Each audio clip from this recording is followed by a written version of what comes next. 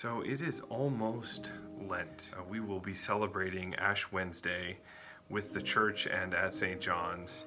And we do so once again enter into this season in a time of pandemic.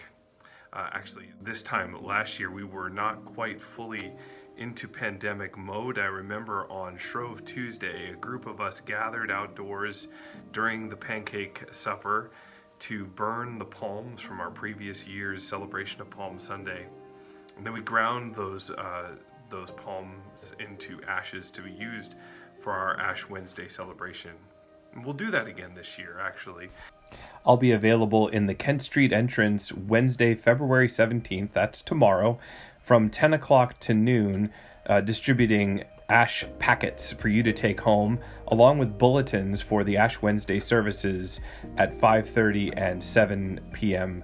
Wednesday. If you're not able to stop by the church this Wednesday between 10 o'clock and noon, there will be extra packets of ashes left in the little free library. We'll put as many of them in there as we can. We're making a total of 50 sachets of ashes for you to take home with you, and we hope you'll pick one up. If you can't get to the church to pick up your own ashes, that's okay too.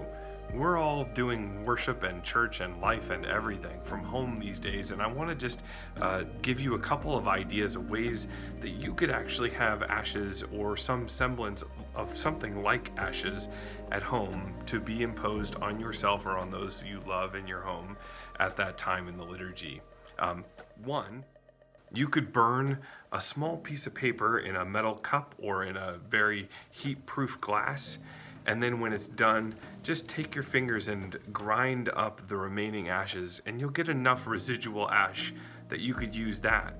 If you have a fireplace in your home and have recently burned something in it, or you've got the residue of past fires, using the remaining charcoal or soot in your fireplace is another very acceptable form of ashes for Ash Wednesday.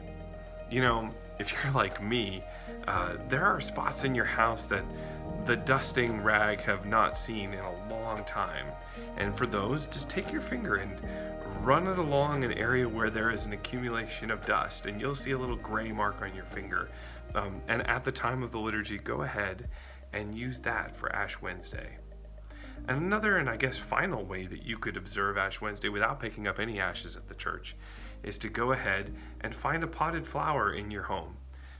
Grab some of the dirt and consider just rubbing it fine in your fingers and using that to either sprinkle on your skin or to make the sign of the cross on your forehead. Any of these are acceptable ways to observe Ash Wednesday at home this year, and of course, to make a meaningful experience for you and yours as we mark Lent and the beginning of it at home.